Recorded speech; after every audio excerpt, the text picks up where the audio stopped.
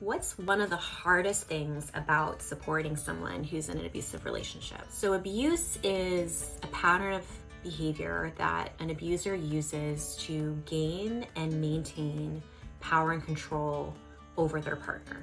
And a lot of times, abusive relationships start off really great, like any relationship, really exciting. It may be a relationship that moves really quickly, where there might be declarations of love very quickly. There might be gift giving, introduction to friends and family.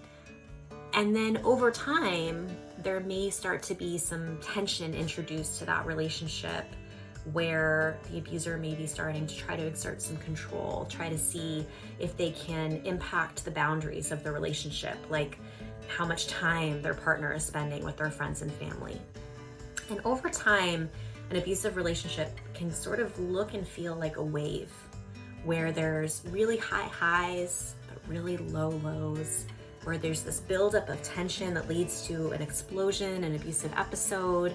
But then following that, there's a lot of apologies, a lot of sort of a honeymoon period to try to win that person back.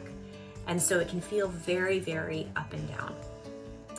For the friends who are on the outside of that relationship, for the friends and the family, a lot of times the only thing that we see is the bad stuff.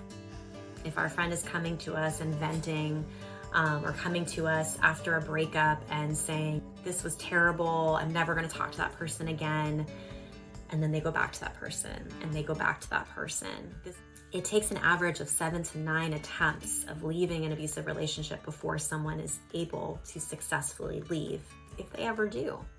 So for the friends and family to see someone be mistreated and to see them and hear them say, it's really over this time, and then they go back and they go back and they go back. One of the hardest things can be trying to maintain compassion and empathy and not go to a place of just frustration or even wanting to cut that person off ourselves, because it can be so hard to see them suffer.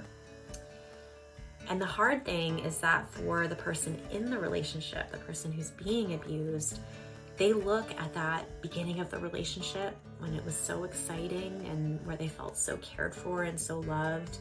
And they look at these honeymoon periods after each incident of abuse, and they see those things as the real relationship.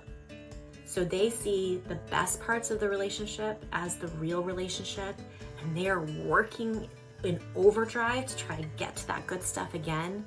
And for us on the outside, we may be only seeing the negative and really struggling to understand why they're staying in that relationship. And it's one of the reasons that we really encourage people not to come at someone with judgment, even though it's understandable to feel frustrated.